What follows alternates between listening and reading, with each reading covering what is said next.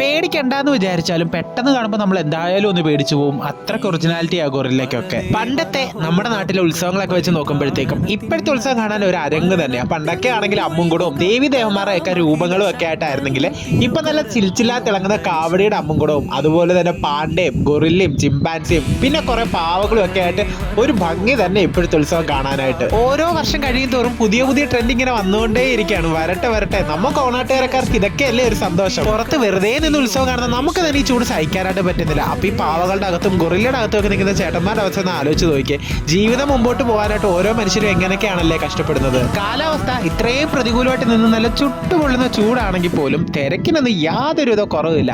അതെന്തോ ഓണാട്ടുകാരക്കാർക്ക് ചെണ്ടപ്പുറത്ത് കോല് വീണ പിന്നെ ചൂടെന്നല്ല ഒന്നിനെയും വകവെക്കാറില്ല. ബൈ ദ ബൈ, ഇത് എന്റെ നാട്ടിൽ ഉത്സവമാണ്, അതായത് അച്ഛന്റെ നാട്ടിലെ. പണ്ടൊന്നും നമ്മൾ പോകാറേ ഇല്ലായിരുന്നു, പക്ഷെ ഇപ്പൊ ഏകദേശം ഒരു 3-4 വർഷം കൊണ്ട് അടുപ്പിച്ച് നമ്മൾ പോകാറുണ്ട്. കാരണം ഇപ്പോഴാണ് റിയലൈസേഷൻ വന്നത് ഇതും നമ്മുടെ നാടാണെന്നുള്ളത്. പിന്നെ കാക്കയ്ക്ക് തൻകുഞ്ഞ് പൊൻകുഞ്ഞെന്ന് പറഞ്ഞ പോലെ തന്നെ നമ്മൾ വളർന്ന നാട് ഏതാണോ അവിടെ ആയിരിക്കുമല്ലോ നമുക്ക് ഒന്നുകൂടെ പ്രിയം. അപ്പൊ പിന്നെ വീഡിയോ ഇഷ്ടമായെങ്കിൽ ഒന്ന് സബ്സ്ക്രൈബ് ചെയ്തേക്ക്. അപ്പൊ നമുക്ക് അടുത്ത വീഡിയോയിൽ കാണാം. Okay, by.